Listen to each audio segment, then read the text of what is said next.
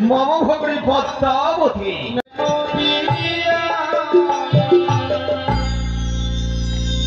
তবে চরণে প্রণাম দেবরাজ। সমানে ভাবো ও দেবরাজ, আজ এমনই কি অভিপ্রায় দেবঋষি নারদকে স্মরণ করেছে স্বর্গসভায়। আজকে আমি তোমায় স্মরণ করতে বড় বাধ্য হয়েছি, তাই তুমি বিলম্ব না করে অবিলম্বে ছুটে যাবে ওই উৎসাহনের ধরকুটের প্রাঙ্গণে। উৎসবের ধরকুটের প্রাঙ্গণ? হ্যাঁ, কিন্তু কি সেরই কারণ? উৎসাহনের ধরে আহ্বান করে আসবে এই পবিত্র দেব সব আছে, তৎসঙ্গে এই দেবেশ্বরী দেবতাগণকে আহ্বান করে আসবে এই পবিত্র দেব সভা মাঝে। কিন্তু আমি বুঝলাম না দেবরাজ, কিসেরই কারণে দেব সভা মাঝে সকল দেবগণকে করবো আনায়ন?